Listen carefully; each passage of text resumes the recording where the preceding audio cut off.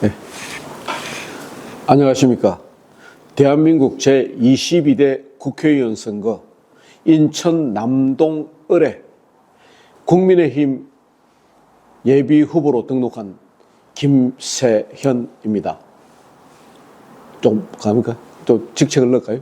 좀 이제 과거에 하셨던 일들. 그거까지. 그럴까요? 예. 그럼 경력까지 넣겠습니다. 편안하게 하시면 예, 알겠습니다. 그럼 다시 한번. 예.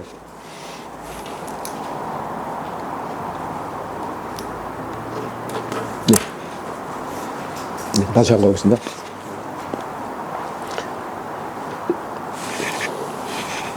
예, 안녕하십니까. 대한민국 제22대 국회의원 선거 인천 남동 을에 국민의힘 예비 후보로 등록한 김세현입니다. 저는 인천광역시 대외경제특보 그리고 한국건설경영협회 상금부회장 또 전 친박연대 사무총장을 역임했습니다. 저의 풍부한 중앙인적 네트워크와 실무 경험을 통해서 이번 국회의원 선거에 출마하게 되었습니다. 네. 예. 이제 얼굴 보고. 예.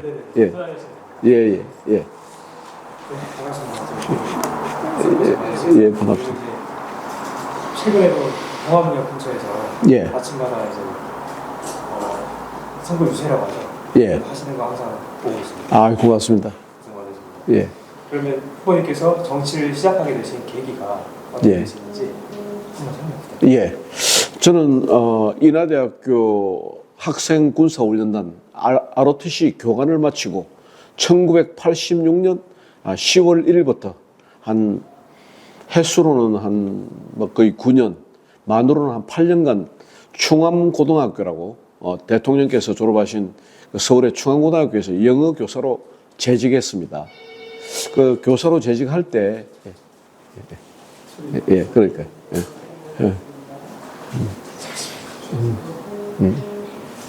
뭐가 뽁뽁 소리가 나지? 이게 소음으로 했는데도 이것도 좀 치워라. 요것도 꺼버려. 소리가 잘 안 됩니까? 네, 소리가 다 담겨서. 다시. 말씀하실 때 다른 분이 좀 크게 들리면 잠깐만 스탑하고 그런 식으로 하겠습니다. 알겠습니다. 그래 알겠습니다. 그럼 김 부부님 조금 앞으로 오세요. 말씀이 잘 안 들려. 조금만. 질문이. 조금만 가까이. 좀 크게. 그럼 되겠습니다. 좀 조용히 하라 해라. 저 뒤에. 그래. 네. 그러면 후보님께서 정치를 시작하게 되신 계기가 어떻게 되시는지. 말씀. 저는 그 인하대학교 ROTC 120 학군단에서 교관으로 지냈습니다. 교관을 끝내고 난 다음에 서울 충암고등학교에서 영어 교사를 시작했습니다. 교사를 하다 보니까 학교에서는 모범적이고 또 공부도 잘하고 선생님들에게 사랑을 받았던 제자들이 사회에 나가서 이제 사회의 그 시스템이나 또 여러 가지 불공정함 또 여러 가지 평가를 제대로 받지 못해서 사실은 이렇게 낙담하거나 우울에 빠졌을 때 가장 먼저 찾아온 게 저 선생님에게 왔었습니다. 그래서 그 제자들과 만나보니까 이거는 제자 한두 명이 아니라 이 사회를 좀 변혁시켜야 되겠다. 법도 고쳐야 되겠다. 사회 시스템도 고쳐야 되겠다. 그렇게 생각해서 정치에 입문하게 됐습니다. 그 과거에도 학군단 ROTC 생활하시면서도 아마 회장 그런 거를 역임하셨다고 저는 알고 있는데 혹시 그거에 대해서도 한번 설명 부탁드리겠습니다. 저는 육군 학사장교 1기로 임관했습니다. 1981년도에.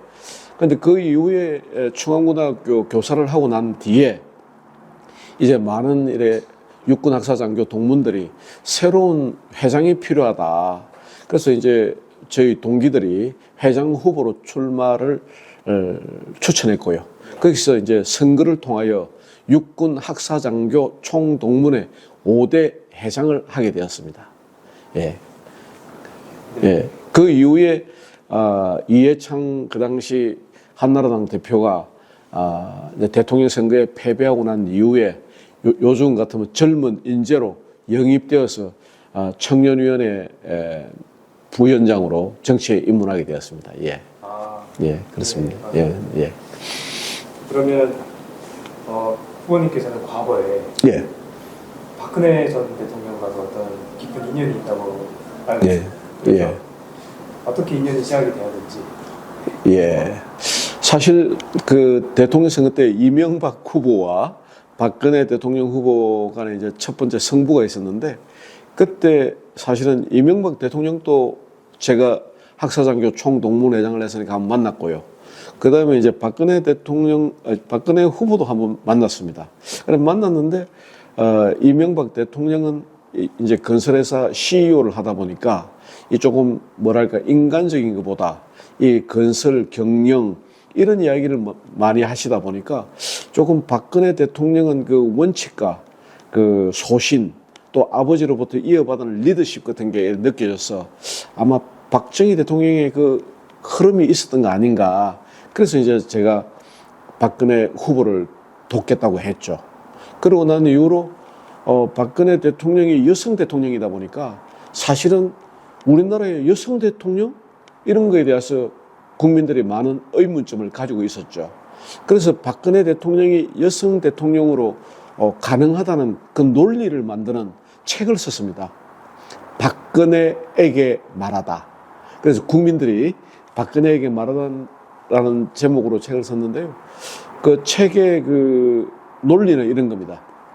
우리나라 당군 신화, 건국 신화에 보면은 하늘에서 환인이라고 하는 이제 환인이 환웅이라고 하는 자기 아들을 우리 나라에 내려보냅니다. 그 내려보냈는데 그 환웅이 이제 사람이 되기를 원하는 곰과 호랑이 이 둘이서 사람 되게 좀 만들어주세요 하니까 그럼 너희들이 쑥과 마늘을 먹고 동굴 속에서 100일을 견디면은 사람이 되게 해주겠다 했는데 호랑이는 사실 막 조금 막 이렇게 참지 못하고 나갔고요.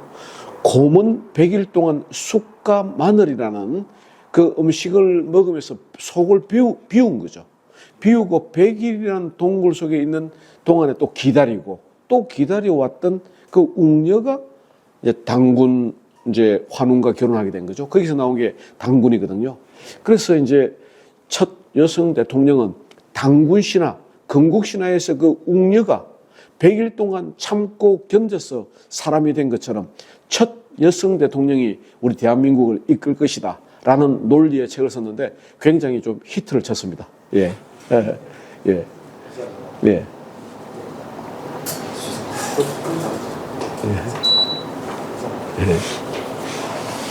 네, 감사합니다. 그러면 이제 국회 이야기가 사실 빠질 수가 없는데 네. 지난 21대 국회를 한번 돌아보시면 예. 이에 대한 소회를 어떻게 생각하시는지 궁금합니다. 예. 그 21대 국회는 말 그대로 21대 아닙니까? 21번의 국회가 있었다는 겁니다. 그 중에서 최악입니다. 최악입니다. 이런 국회는 아마 본 적도 없고 아마 들은 적도 없을 정도로 이제 최악인데요. 그래서 이제 그렇게 된 이유는 일단 박근혜 탄핵 그리고 코로나 팬데믹이 오면서 국민들에게 이제 현금을 또 살포를 했지 않습니까? 그러다 보니까 국민들이 이제 잠깐 속았다고 봐야죠. 180석이라는 민주당 거대 야당을 만들어낸 것입니다. 그러다 보니까 이제 거대 야당은 이해찬 전 대표 같은 경우에는 50년이 아니라 100년간은 정당을 만들겠다 이렇게 하면서 그 계속 현금 살포와 포퓰리즘 정책을 하다 보니까 거기에 국민들도 길들여주고 또 이제 그 당시 야당이었던 국민의힘은 또 소수이다 보니까 끌려갈 수밖에 없었습니다. 그러다 보니까 민주주의의 핵심은 말 그대로 타협이거든요. 타협이 이루어지지 않는 거예요. 그러다 보니까 이 21대까지 오는 국회 중에서 21대가 최악의 국회입니다. 예, 그렇습니다. 그러면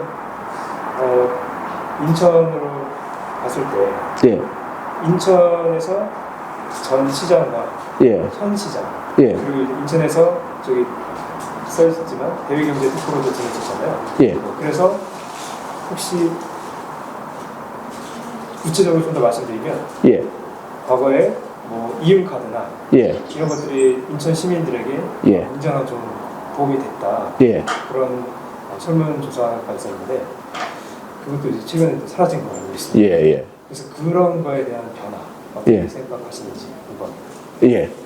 그 이음카드는 사실 제가 인천시 대외경제특보할 때 가장 많은 분들이 말씀한 게 그 이음카드입니다. 이음카드는 사실은 사용하고 난 뒤에 10%의 그걸 이제 리턴이 있다 보니까 또 금액이 어디든지 쓸 수 있고 또 양이 많았는데 이제 그 당시에 이제 박남춘 시장이 이제 만들었는데 그 전에 사실은 유정복 시장 때도 그 이음카드가 있었습니다. 아마 최초 법안이 발의된 건 6기 유정복 시장 시대고요. 그 뒤에 좀 금액을 많이 늘린 거는 이제 박남춘 시대고요. 그게 이제 문재인 정부의 퍼주기, 포퓰리즘 그 정책에 따라서 양이 많아진 겁니다. 그런데 사실 이제 이 윤석열 정부가 들어오면서 그 예산들을 이렇게 방만하게 운영하는 것보다는 선택과 집중을 하자. 그러다 보니까 사실은 이음카드가 주는 그 매력을 축소할 수밖에 없게 됐습니다. 그런데 사실 유정부 시장도 그 굉장히 안타까워하면서 다른 17개 시도 가운데서 가장 많이 이음카드의 그 할인폭이나 예산을 많이 잡았지만 최초의 그 박남춘 시장 때의 퍼주기 그 정책만큼은 사실 부족하더라고요. 그러다 보니까 사실은 인천 시민들이 가장 불편한 게 이음카드를 좀 옛날같이 해달라 이랬는데 유정부 시장이 요번에 뭐 아이 그 보육료 1억 원 이렇게 보조하듯이 아마 이음카드가 요번 2024년에는 거의 그 수준으로 회복될 거로 보고 있습니다. 예, 예, 그렇습니다. 그럼 시장님도 되게 긍정적으로 생각을 하시나 이음카드? 이음카드는 사실 저는 뭐 이런 거 아닙니까? 대한민국 경제가 좋다, 나라의 경제가 좋다 해도 사람들이 피부에 느끼는 내 주머니 경제예요. 내 주머니에 돈이 있어야 그 돈을 가지고 오뎅도 사 먹고 호떡도 사 먹고 내 필요한 옷도 사고 내 아이들에게 학용품도 살 수 있거든요. 그래서 제 생각에는 이 이음카드는 말 그대로 국가 경제가 아니라 내 주머니 경제다. 그러다 보니까 사람들이 좀 피부에 와닿아하는 것 같습니다. 예, 그런 것 같습니다. 예. 감사드립니다. 예. 네, 이음카드에 대한 논란도 예. 잘 얘기를 해봤고요. 예. 그러면 다시 예. 아까 이야기로 넘어가죠. 예. 이 21대 국회가 역대급 최악의 국회라고 말씀 주셨는데 예. 그러면 국내 정치 후보님께서 생각하시는 가장 큰 문제와 예. 그에 대한 해결책 예. 이 최악의 그 이제 지금 정치지 않습니까? 그 최악의 정치는 지금 현재 여야가 비슷해야 됩니다. 여야가 뭐 그러지 않습니까? 좌우가 날개가 있어야 이렇게 바른 방향으로 날아간다 하듯이 어쨌든 현명한 국민들은 22대 국회의원 선거에서 일단 여야가 누가 좀 과반을 넘더라도 또 야당도 비슷하게 이렇게 일단 균형이 맞춰야 국회를 기준으로 본다면요. 그렇게 해야 되고요. 또 그 다음에 이제 참여하는 사람들이 어쨌든 간에 뭐 386이든 무슨 86세대든 어쨌든 간에 전과가 있다. 어떤 죄를 지었다. 누구를 폭행을 했다. 그 다음에 음주 사고를 일으켰다. 누구를 사기를 쳤다. 이런 사람들은 일단 국회의원 선거에 입후보해서는 안 된다고 생각합니다. 어떤 좋은 이유가 있어도. 반듯하게 살고 바르게 살아온 시민들에 대한 그 예의가 아닙니다. 그래서 일단 후보가 이제 공정하게 해야 되고요. 또 여야 마찬가지이지만 특히 이재명 후보는 이기는 후보를 내는 것이 아니라 자기들 아는 말 그대로 친명계가 이제 다 공천을 받고 있는 거 아닙니까? 그런데 국민의힘도 당연합니다. 이기는 후보를 내줘야 되는데 자기와 아는 후보를 내면은 이번 선거는 망치게 됩니다. 그래서 모든 기준은 국민의 눈높이에 맞춰야 되고 국민들이 생각했을 때 일단 저 사람은 반듯하고 바른 생각을 가지고 올바른 국가관을 가지고 자유민주주의를 신봉하고 그 다음에 시장경제를 지키는 게 기본적인 자질에다가 그 다음에 살아온 이력을 보면은 그 사람이 어떤 전문성이 있는지를 살펴서 또 지역의 발전과 연계가 되는가 이런 걸 살펴봐야 된다고 생각합니다. 그런 사람을 일단 선출하게 되고 후보로 출마하고 선출하게 되면은 일단 저는 기본이 시작된다고 생각합니다. 예, 그래서 사람을 먼저 바꿔야 된다. 예, 그렇게 생각합니다. 예, 그렇습니다. 사람이 가장 중요하다. 예, 사람이 저는 제일 중요하다고 생각합니다. 예, 그렇습니다. 예. 좋은 말씀 잘 들었습니다. 이 문제가 한때는 또 굉장히 논란이었는데, 예. 뭐 연동형 비례제나 예. 선거 개혁에 대한 논란이 또 있었습니다. 그래서 예. 그거에 대해서 어디서부터 시작을 해야 될지. 그 연동형 비례제 우리 봤지 않습니까? 민주당의 비례대표를 다는 것도 아니고 또 우리 앞에 황교안 대표 때 그 뭐 자유민주당 뭐 이 당 거기에 비례대표를 하는 게 아니라 미래한국당을 만들고 또 여기는 야당은 또 뭐 시민당 무슨 당 이렇게 만들었잖아요. 그랬다 결국은 또 하나로 또 합쳐요. 이거는 말 그대로 진짜 국민을 속이는 행위 아닙니까?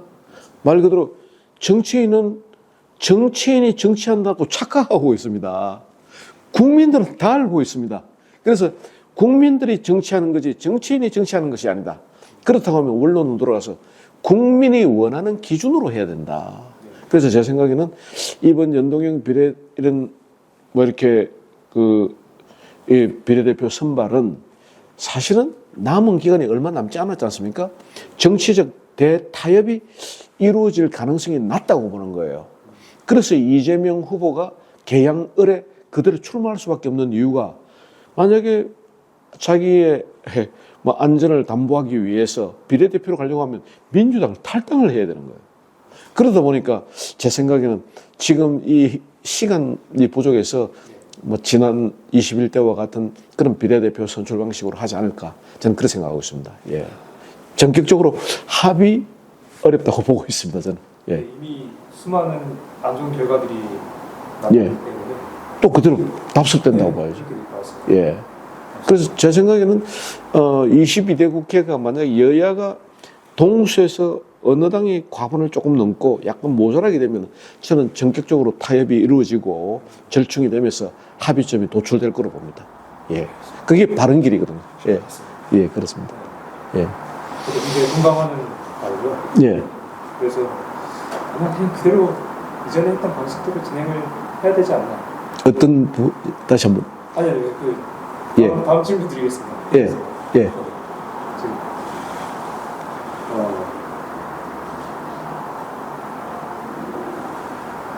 맞습니다. 그래서 지금까지 예. 조금 크게 좀. 크게. 21대 국회에 대해서 예. 이야기를 나눠봤는데 예. 이 부분이 또 빠질 수가 없는 게 예. 현재 윤석열 대통령과 예. 그리고 이재명 당대표 예. 그 현 모습을 어떻게 평가하시는지. 예. 안 그래도 제가 사실은 질문지에 윤석열 대통령과 이재명 대표 두 리더의 뭐 이렇게 뭐 혐오습을 어떻게 평가하느냐인데 사실은 두 명 리더가 아닙니다. 윤석열 대통령은 리더라고 할 수 있고요. 이재명은 대표라는 말보다는 수령이 어울립니다. 예, 왜 그러냐면은 칼막스가 그 이전에는 기독교 사상이 서구 유럽 사회를 지배해왔단 말이에요. 거기서는 뭐냐면 하나님이 전지전능하고 인간은 부족하기 때문에 교회에 가서 하나님과 대화하고 기도하면서 인간의 부족함을 이제 개선해 나가는 게 보수거든요. 하루 더 개선하고 또 하루 개선하고 또 개선하면서 나아가는 그런데 칼막스가 나타났어요. 뭐라고 하냐면 하나님은 본 적이 없잖아. 하나님은 가짜야. 그래서 우리 인간이 전지전능하다. 우리 인간이 모든 걸 할 수 있다. 이게 칼막스가 이때까지 2000년 가까이 해왔던 서구를 지배하고 있는 그 사상을 기독교 사상을 깨뜨려버린 거예요. 그러고 난 다음에는 인간이 전지전능하다 하니까 그래서 인간이 모든 걸 그리고 인간이 귀해가는 그런 사회를 만들어야 된다. 그게 이제 공산주의입니다. 그런데 그 공산주의에 있어서 중요한 부분이 누구냐면 이 당을 이끄는 사람들이에요. 그분들이 이제 가장 중심에 수령이라고 하는 게 있거든요. 그러다 보니까 이재명 대표 한 명을 지키기 위해서 얼마나 많은 사람들이 희생하고 있고 이재명 대표를 뭐 방탄이라 할까? 지키기 위해서 일어나는 일들이 얼마나 불합리한 일들이 많습니까? 그래서 이재명은 야당의 대표가 아니라 공산주의에서 있는 이건 수령 같은 거지 리더라고는 말할 수 없다. 그래서 한 명의 리더와 이재명 대표는 공산주의에 나오는 이론의 수령이지 이건 리더라고는 할 수 없다. 예, 저는 뭐 그래서 그 두 명의 리더라고 이렇게 질문지를 받고 두 명의 리더? 아, 이거 아닌데 이거는 윤석열 대통령은 대통령이니까 대한민국의 어떤 표 차이로 이겼던 대통령이지만 이재명? 지금 하는 일들이 너무 또 이러잖아요. 멀리 볼 것 없이 우리가 생각하면 말이 되고 말이 행동이 되고 행동이 습관되고 습관이 운명을 만드는데 이틀 전에 우리 김정일, 우리 김일성 이래 이야기하는 것과 진보당의 강성희 의원이 국정기조를 바꾸라 하는 거 아니에요. 그 국정기조를 바꾸라는 게 이재명과 그 이야기는 같이 나는 일맥상통하는 거예요. 이거는 뭐냐면 친북 정책을 하고 종북 정책을 하라는 기조를 바꾸라는 거지 우리가 먹고 살기 위한 경제 정책을 어떻게 바꾸라는 이야기가 아니거든요. 그래서 저는 이재명이 리더가 아니고 공산주의의 수령이 100% 확신한다. 맞다. 이걸 제가 말씀드리고 있습니다. 예. 네. 그래서 예. 최근에도 이재명 대표 아마 후보님께서 말씀하신 그 맥락이지 않을까 싶습니다. 그렇습니다. 예. 감사합니다. 후보님께서는 예. 대한민국에 있는 이제 국민의 힘이 예. 앞으로 어떤 길을 가야 된다고 생각하시는지 궁금합니다. 예. 사실은 저도 국민의힘 후보로 지금 나와 있지만 민주당은 이재명이라는 그 수령 때문에 이렇게 흐트러지지만 국민의힘도 반성하고 노력해야 됩니다. 예. 일단 제가 친박연대라는 당의 사무총장도 했고 또 그 당시 한나라당과 합당을 해서 박근혜 대통령을 만들어낸 경험도 있지만 사실은 이 국민의힘은 민주당이 말하는 기득권 세력이라고 말을 들을 만큼 사회, 지방 유지, 토호 이런 분들이 많습니다. 그런데 사실은 그분들이 그 지역에 있어서 경제를 이끌어왔고 또 그 지역 사회를 이끌어온 것은 맞지만 이제 대한민국이 요구하는 것은 우리 본부장님도 계시지만 이제 한동훈 비대위원장이 들어오는 거 아닙니까? 이거는 젊음, 혁신, 변화를 요구하고 있는 거예요. 그럼 거기에 맞는 당을 정비해야 되고요. 그리고 한동훈 위원장이 가장 말한 중요한 저는 그 워딩이 동료 시민이에요. 그러니까 본부장님이나 저나 우리가 같은 동료 시민이에요. 같은 시민으로서 우리가 같이 어깨동무에서 나아가야 할 바를 정한다 이런 거거든요. 그래서 저는 이 국민의힘의 변화는 이 동료 시민들과 같이 의논하고 또 우리가 공론화를 하고 그래서 결론이 나면 같이 어깨동무하면서 나아가는 이런 정당을 만들어야 된다. 그래서 누가 먼저 기득권을 가지고 있는 그런 사람들 위주의 정당이 되어서는 지금은 우리가 민주당을 이길 수 있을지 모르지만 그걸 변화하지 않으면 우리는 다음에 또 다른 민주당과 만났을 때 승리한다고 말할 수 없습니다. 지금은 수령론 이재명이 있어서 가능성이 높지만 다음에 혁신하고 변화한 이재명 다음에 민주당이 왔을 때 이 기득권 동료 시민에 의한 정당이 아니라 기득권이 더 강하고 누구의 찬스를 사용하는 이런 정당이 된다고 한다면 그건 제 생각에는 그때는 우리가 어려우실 수도 있습니다. 그래서 우리는 혁신하고 또 바꿔야 된다. 수준이 뭐냐? 동료 시민이 만족할 때까지 저는 그렇게 생각하고 있습니다. 예, 예, 그렇습니다. 예. 물도 한잔 하시면서. 네, 고맙습니다. 좀만 마셨어요. 예.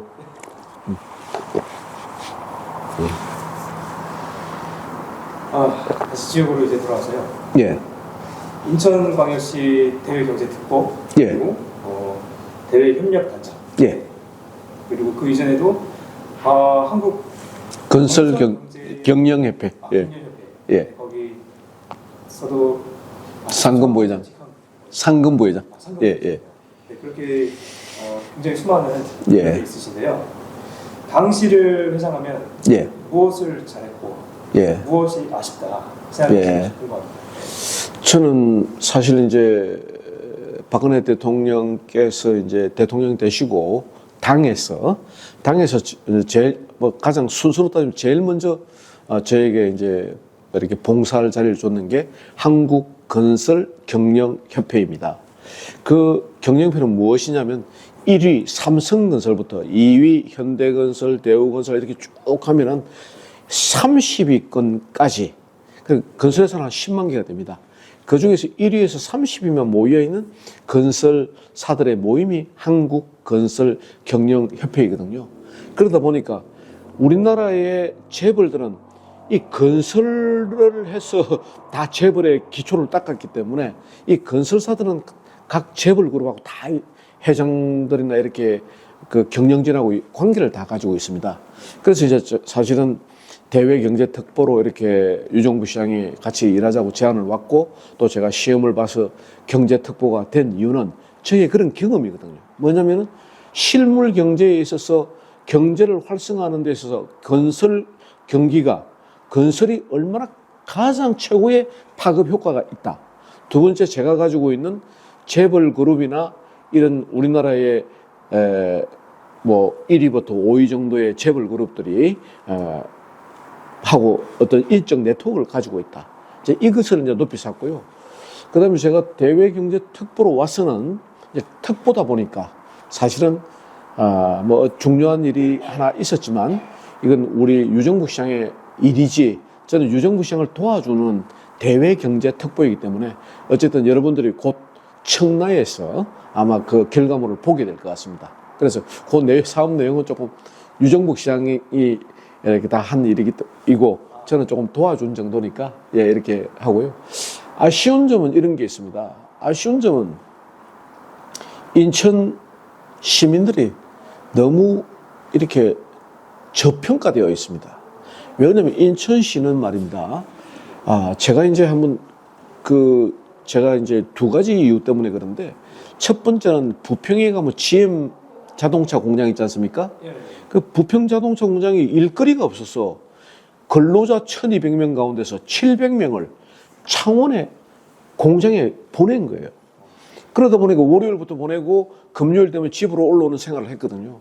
그러다 보니까 그분들이 뭐 처와 자식들을 떠나다 보니까 우울하기도 하고 우울증에도 빠지기도 하고 무력감에도 빠지고 내가 왜 500명은 남았는데 700명 속에 들어서 내가 창원까지 가야 되는가 이런 걸 해서 굉장히 뭐 자살까지 생각할 정도로 어려움이 있었고요. 두 번째는 이제 이 김포의 서울 편입에 대해서 김포 시민들이 왜 우리 사실 서울과 편입하는데 왜 인천이 뭐 이렇게 방해하느냐 했는데 인천 유정부시장은 방해한 게 아니에요. 이게 행정체계를 너무 다단계로 되어 있으니까 행정체계도 줄이고 이렇게 해서 말 그대로 행정 효율을 높이자 했는데 어쨌든 김포 시민들은 좀 불편해했습니다. 이제 그때 느낀 게 뭐냐면은 우리 인천은 과연 어디서 왔고 어디로 가는가를 하면 인천에 관한 모든 역사서를 내가 다 지어봤습니다. 또 살아왔던 유명한 사람을 찾아봤더니 이 인천은 간단한 곳이 아닙니다. 왜 그러냐면은 우리가 지금 2024년이지 않습니까? 2024년은 서력 기원, 서구의 역사의 기원은 예수님 탄생한 날로부터 2024년이 지났다는 이야기고요. 저희들은 당군이 고조선이라는 나라를 세운 지는 4357년이 되었거든요. 그럼 예수님 태어나기 전에 당군이 강화도 만이산에서 하늘에 자기 아버지에게 이 나라의 안녕과 이 국민들을 위해서 기도를 했다. 이렇다고 한다면 지금 서울은 이시조선 600년 동안에 서울이 됐는데 우리는 당군이 하늘에 기도드리는 강화도 만이산을 가지고 있는 인천은 이거는 4357년의 역사가 있는 거예요. 그렇다고 한다면 인천의 역사는 간단한 것이 아니다.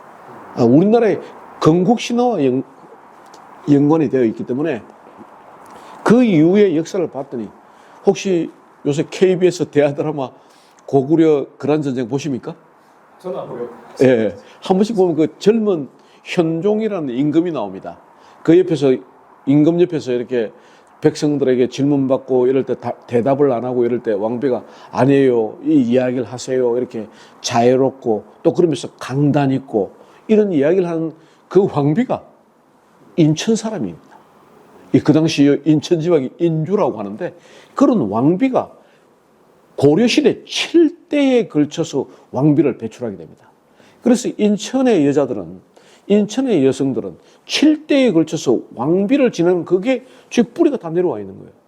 그래서 저는 인천 여성분들은 여성의 아름다움도 가지고 있지만 또 왕비의 품격도 가지고 있다. 그래서 저는 우리의 이 인천 출신의 여성분들은 그렇고요. 남자들은 또 어떠냐? 하와이 첫 이민 갔지 않습니까? 1902년에 121명이, 그 중에서 인천 내리교회의 교인이 50명 정도가 갔단 말이에요. 그때 50명의 인천 사람이 하와이를 갈 때 우리가 이 바다 조금만 가도 폭풍우가 불고 이러는데 일본까지 간다? 미국까지 간다? 월급은 준다고 하는데 그 돈을 받아서 성공하면 내 고향에 돌아올 수 있는가? 다 물어보는 거 아닙니까? 물어봤는데 그 사람들이 어쨌든 그 먼 하와이까지 가겠다고 하는 그 결심은 그게 말 그대로 인천 남자들의 용기와 이상이 있는 거예요. 그러다 보니까 이상은 높게 두지만 또 그렇지만 자기 자신을 다스릴 줄 아는 거예요. 그래서 인천의 여자, 인천의 남자가 인천의 가장 보물이다.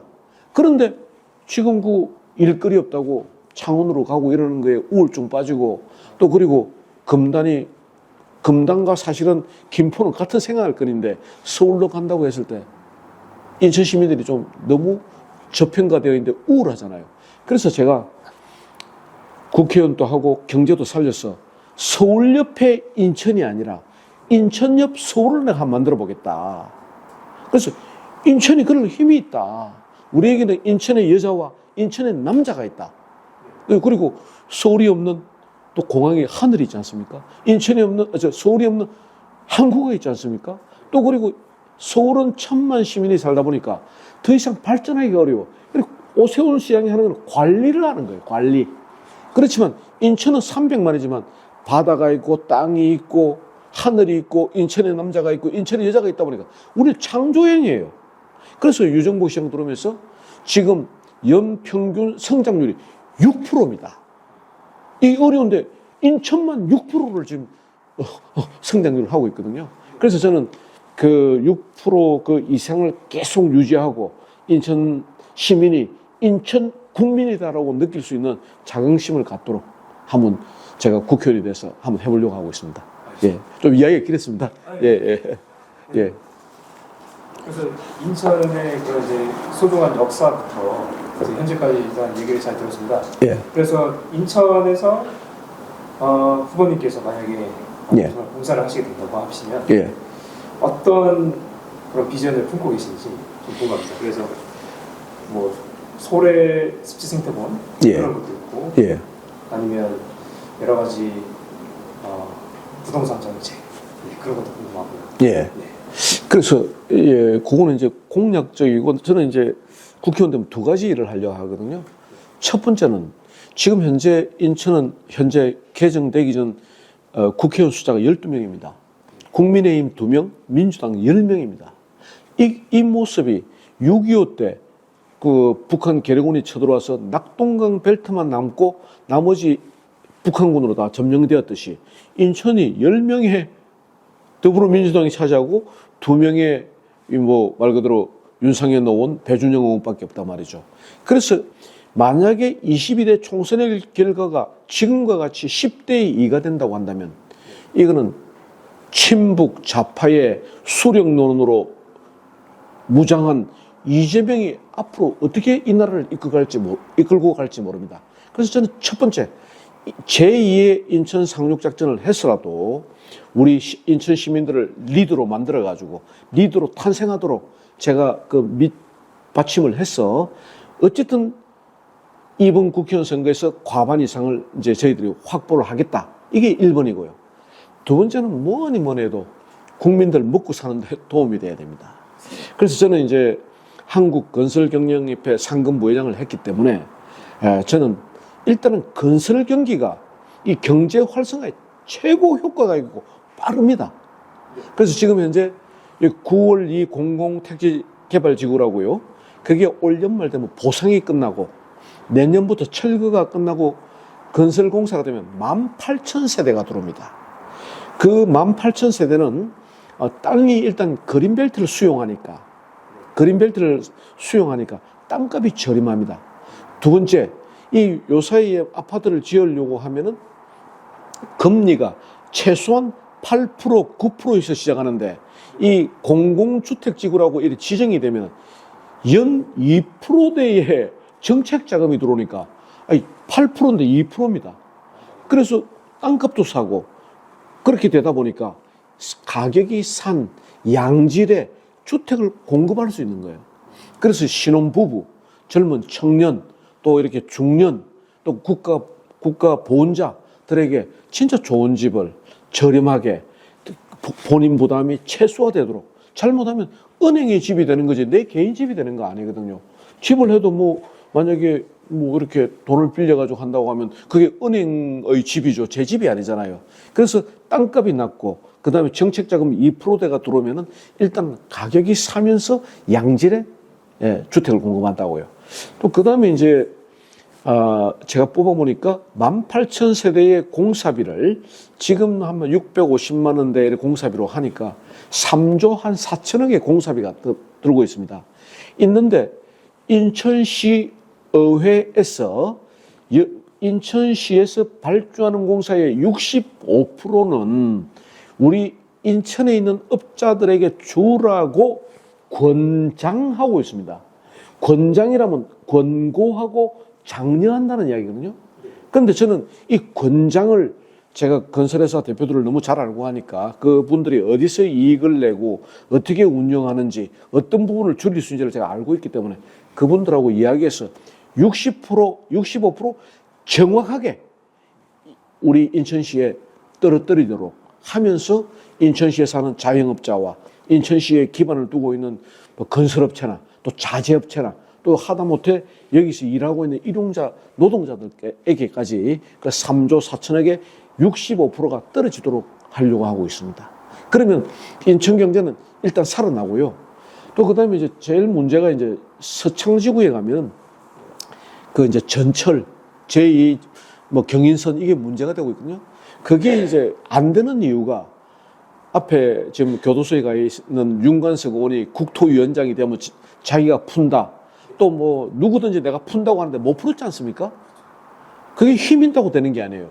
1번이 뭐냐면 예비 타당성 조사를 통과해야 됩니다. 그런데 여기 열차는 운현역에서 서창까지 들어올 수 있습니다. 건너서 논현까지 갈 수 있습니다. 가는데 그 기간에 건설하는 경비가 들어가는 것에 비해서 이용객이 적다 보니까 돈을 투자했는데 이익이 안 되는 거예요. 그래서 이 예타가 0.7, 0.6밖에 안 나옵니다. 그러다 보니까 국가에서 예산을 대주겠습니까? 안 대주는 거죠. 또 제2 경인철도가 들어오는데 역으로 이제 들어온단 말이죠. 들어오는데 여기도 역시 인구가 적다 보니 안 되는 거예요. 그래서 저는 예비 타당성 조사를 통과할 수 있는 방법을 저는 알고 있고 또 그런 일을 해봤습니다. 뭐냐? 소래습지를 국가 도시 정원으로 만들어야 됩니다. 그럼 우리나라 최초의 국가 도시 정원이 되면요, 말 그대로 소래습지가 이제 국가 정원이 되는 거예요. 그럼 간단하게 예를 들면 순천만 정원 그 습지가 1년에 980만 명이 오고 있습니다. 그런데 차를 타고 가고 거기서 1박 하고 이렇게 하는데 1년에 980만 명인데 그건 30만 평밖에 안 됩니다. 그런데 소래습지는 90만 평이에요. 이건 또 인천 300만, 경기도 1200만, 서울 1000만 하면 여기 거의 3천만, 4천만이 수도권에 있지 않습니까? 그럼 사람들이 제일 먼저 하는 게 이 순천만 가는 대신에 그냥 온단 말이죠. 그러면 순천만에 980만 명의 인구가 여행객이 관람객이 오는데 여기는 90만 평이고 수도권에 가까우니까 3배가 아니라 2배 정도만 해도 2천만 명이다. 그 2천만 명이 오고 갈 수 있는 편하게 접근할 수 있는 4통 8달의 교통망을 예타로 집어넣으면 난 통과할 수 있다 보는 거예요. 그래서 윤관석이가 어떻게 한다? 다 거짓말이에요. 이 예타를 통과할 수 있는 예타를 가능성이 1.0이 나오도록 만들어줘야 돼요. 그러고 난 다음에 이제 대통령에게, 유정복 시장에게, 국회에서 예산을 의결할 때 그 예산을 따오면은 그러면 이게 움직여지는 거예요. 그래서 저는 이제 서창동이나 이런 주민들에게 드리는 말씀이 뭐냐면 이거예요. 여러 후보가 있습니다. 제같이 이렇게 설득력 있게 예비 타당성 조사의 수치를 1 이상으로 올리는 방법을 제가 처음으로 제시하는 거예요. 그렇게 가야 된다는 거예요. 힘이 있다고 되는 게 아니에요. 힘은 제가 더 좋죠. 윤석열 대통령이 나온 중앙고등학교 선생이었어요. 유정부 시장하고 같은 학사장교 1기 동기면서 정치권에서 40년을 같이 해왔어요. 이 정도 힘이면 대단한 힘이지만 힘을 가지고 하는 게 아니라 합리적이고 설득력 있고 절차가 맞아야 되는 거예요. 그래서 저는 이번에 제가 그 예타를 높인다는 거 하나하고 두 번째는 후보가 여러 명 나와 있는데 그 예타를 실행할 수 있는 가능성이 가장 누가 높은가. 예, 그거로 가지고 저는 우리 남동을 주민들이 평가해 주실 걸로 보고 있습니다. 예, 그렇게 보고 있습니다. 예, 예, 그렇습니다. 예, 예, 예. 저도 생각해보면 서울은 모든 게 다 비싸지 않습니까? 그래서 인천은 더 싼 값에, 그러니까 같은 카페를 짓더라도 더 큰 카페를 지을 수가 있고, 그래서 서울에서는 제가 이제 오밀조밀한 카페들이 많은데, 예. 인천에는 최근에 젊은 사업가들이 모여서 커다란 카페 그런 것들 차려서 어떤 문화 도시로 활성화시키려는 그런 목적을 가진 젊은 대표들도 많더라고요. 예. 그래서 후보님께서 생각하시는 그 인천 그리고 특히나 남동을 그쪽 문화 산업에 대한 미래 가치, 예. 미래 비전에 대해서 어떻게 생각하시는지. 저 진짜 우리 본부장님 너무 정확하신데 지금은 이 뭐 제조하고 만들고 이런 것보다 문화 산업이 지금 우리 2024년 우리 대한민국의 먹거리와 앞으로 나아갈 바가 문화 산업이에요. 예. 이 문화 산업이 이제는 이 문화 산업 안에 제조업도 들어가고 뭐 여러 가지 뭐 디지털 산업 다 정보 산업이 들어가는 거지. 이 모든 거의 꽃이 문화예요. 이 문화 산업이거든요. 그래서 이어령 박사가 이런 말을 했습니다. 문화라는 것은 몸과 마음을 지닌 기호다. 기호. 기억니언티크도 하는 기호다. 그래서 암호처럼 암호를 풀면은 답이 나오잖아요. 암호처럼 그것을 푸는 사람에게만 속마음을 털어놓는다 했거든요. 그러면 이제 인천의 문화 무엇인가? 그럼 인천의 문화는 아까 이제 대한민국의 건국신화가 있고요. 그리고 지금은 인천은 송도국제도시, 청라, 영종이래 보잖아요. 막 고층 건물에 막 넓잖아요. 그런데 우리가 여기서 딱 우리 남동 을만 들어와도 구도심에 아파트 없이 골목을 양쪽에 있어서 주차가 되어서 빠져나가지도 못하고 도시형 생활주택을 지어서 주차장을 100% 해야 되는데 70%밖에 안 하다 보니까 30%는 밖에 또 주차하게 되고 그러다 보니까 골목이 주차장은 밖에 안 되잖아요. 그래서 제 생각에는 젊은 사람들에게 문화산업은 딱 맞는 일이다. 그래서 문화산업의 주인공은 우리 MZ세대다. 그럼 그분들에게 뭐라면 이렇게 상반된 매력 그런 거 있잖아요. 뜨거운 아이스크림, 뜨겁지만 아이스크림 이런 식의 문화를 겸비하게 되면 내 인천 가면 야 말이야 내가 중국의 중국의 뭐 중국 거리처럼 뭐 좀 이런 느낌도 있지만 또 내가 송도 국제도시 가면 거기는 뭐 외국 사람도 많고 외국 학생도 많고 이러다 보니까 미국 뉴욕처럼 느끼고 이런 두 개가 어우러진다고 한다면은 상반된 매력의 인천이 주는 그 문화의 그 느낌은 대단할 것 같고요. 또 두 번째는 뭐냐면 저는 이제 아직 다 탑선은 안 했습니다만 이 해안선을 다 이어야 됩니다. 그래서 저 강화도부터 쭉 해안선을 이어가지고 이 소래섭지까지 이으면 이 해안선을 한번 잇는다고 한번 생각해 주십시오. 그러면은 강화도에서 저 위에 북단에서부터 자전거 타고 쭉 가기도 하고 거기서 바라다 보는 이 석양 또 그 바닷길을 따라오는 그 섬이 보이는 곳 또 갯벌이 보이는 곳 또 이런 뭐 공장지대를 또 변형시킨 문화 이런 것들이 어우러져서 저는 사실은 일단 남동구의 이게 발전의 기반을 잡고 난 다음에 여기에 서창의 그런 아까 예타를 높이는 일들을 하고 난 다음에는 제가 만약에 좀 더 일할 기회가 있다면 나는 인천의 해안선을 다 잇겠다. 그게 그걸 잇는다면 아마 서울 사람들 다 인천 와서 살려고 할 거예요. 아마 그 해안선 따라 주택가가 들었으면 모든 사람은 거기 살려고 할 거예요. 뭐 그래서 저는 해안선을 잇는 작업 이런 거 하고 아까 MZ세대가 문화를 주도한다. 그리고 또 그분들이 받아 보이는 그 석양에서 자기가 배운 뭐 바리스타다, 또 빵이다, 또 자기가 잘하는 일들을 하면서 산다고 하면 그 삶의 질을 또 높고 또 제대로 사는 거 아닙니까? 예, 저는 그런 생각을 좀 가지고 있습니다. 예, 예, 예. 정말 호주의 시드니처럼 예. 그런 그렇죠, 그렇죠. 예, 해안 도시라고 하잖아요. 예. 그런 느낌. 얼마나 좋겠어요. 한번 생각해 보세요. 해안선을 길로 잇는다. 괜찮은 거 아닙니까? 예, 예. 저는. 그거는 지금 이제 시간상 한 4년 안에 다 하기는 어려운데, 뭐 하는 4년에서 조금 더 가서 좀 제가 이제 직접 이 정책을 기획하고 실행해 보면서 좀 탄력이 붙으면 해안선을 잇는 그걸 유정복 시장과 한번 같이 노력해 보려고 그럽니다. 예. 예. 이렇게 정말 괜찮겠죠? 예. 네, 예. 예, 그렇습니다. 예. 그러면 남동을에 예. 어떻게 출마를 결심하게 되셨는지 괜찮으시나요? 예.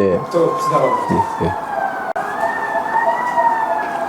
여기가 그 119가 있나요? 여기 근처에. 이 부분에 뭐 불이 났든지 아니면 요 모르네 시장 쪽에 뭐가 있는 것 같아요. 예. 이런 소리 처음 듣네. 예. 그래서 예. 그러면 이제 남동을에 출마를 하신 이유. 예. 사실 저는 그 여기에 인천광역시의 대외경제특보에 응모하고 또 대외경제특보로 일해왔던 이유가 사실은 그 유정복 시장 혼자서 이 인천시를 이끌어 나가고 국회의원이 10명이 민주당이지 않습니까? 그러니까 도와주지 않고 발목을 잡고 또 국민의힘 후보도 2명밖에 되지 못하다 보니까 제대로 역할을 이제 못하게 됐습니다. 그러다 보니까 유정복 시장이 국회의원 3번, 장관 2번, 시장 2번 이렇게 하는 그동안 쌓아왔던 인적 네트워크를 통하여 사실은 지금 시정을 이래 이끌어 나오는 것은 유정복 시장 혼자의 힘이라고 보는 거예요. 그래서 여기에는 제대로 된 일할 줄 알고 유정복 시장과 협력해서 한 팀이 돼서 일할 수 있는 국회의원이 필요하다는 게 하나고요. 왜 남동을이냐 이러면은 윤관석 민주당 의원이 말 그대로 이제 뭐 해서는 안 될 돈봉투를 돌리면서 이재명 대표의 선거를 도와줬단 말이죠. 송영길 당대표를 도와줬단 말이죠. 그러다 보니까 이 돈봉투 사건으로 윤관석 의원이 일단 민주당에서 이제 뭐 이렇게 무소속 출마를 한다 여러 가지가 있지만 일단 어려워졌고요. 그 다음에 이제 저희 국민의힘 당협위원장이신 이제 이원복 위원장 계신데, 어쨌든 이제 그분도 조금 아프셨던 것 같아요. 그래서 그러다 보니까 여러 가지 이제 뭐 이렇게 새로운 리더십이 한동훈 비대위원장처럼 새로운 리더십이 필요하게 된 것 같습니다. 그래서 이제 사실은 다른 사람들이 저는 뭐 그동안 노력해왔던 이원복 위원장이 잘했든 못했든 또 자기가 30몇 살 때 국회의원 했거든요. 그때 이 YS 대통령 때 공천을 받았기 때문에 그때 가면 갈수록 옛날로 갈수록 대통령의 권력과 권위와 힘이 강했을 때니까 이원복 위원장이 열심히 했다고 보는 거예요. 그래 했다고 보는데 어쨌든 이제 그 여러 가지 이런 사정을 보니까 뭐 이원복 위원장이 이제 뭐 조금 우리 유권자들에게 조금 평가가 좀 낮아졌다. 그래서 저는 그냥 그러려니 하고 있었는데 새로운 사람들이 이제 도전장을 던지는 거예요. 여러 명이. 그래서 지금 후보 5명 가운데 이제 한 2-3분인데 그분들이 이제 도전장을 던지니까 그분들의 능력으로는 그분들보다는 제가 새로운 리더십의 더 경험이나 비전이나 이런 행동력이나 실행력이 낫겠다 해서 그래서 좀 사실 가장 늦게 출마를 하게 됐습니다. 예. 그래서 그분들이 안 나왔으면 저는 이원복 위원장이 자기 못다한 유정의 미를 거둘 수 있도록 저는 사실 출마는 생각 안 하고 있었습니다. 그런데 다른 후보들이 막 들었으니까 제가 이원복 위원장을 직접 만나 뵙고 말씀을 드렸죠. 사실 저는 이원복 위원장의 유정의 미를 거두기를 원한다. 그랬는데 지금 너무 다른 후보들이 많이 이렇게 나오면서 새로운 리더십을 이어가려고 하는데, 그럴 것 같으면 차라리 내가 좀 더 경험이 많고 비전이 있고 어떤 일을 하면 딱 매듭을 짓는 김수현이가 나가는 게 좋겠다. 그래서 좀 출마하는 것에 대해서 양해해달라, 이런 이야기를 내가 드리고 나왔습니다. 예. 예. 처음이라 그러더라고요. 예. 저도 그 남도군에 꼭 필요한 인재라고 생각을 예. 예.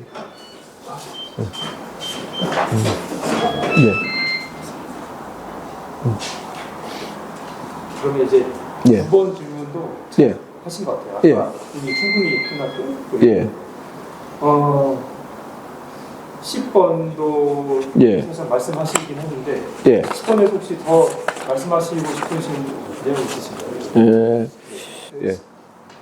그러면 한 질문만 더 하겠습니다. 예. 그 남동구에 정말 많은 시민들이 살고 계시잖아요. 그래서 그만큼 자영업자나 소상공인도 많습니다.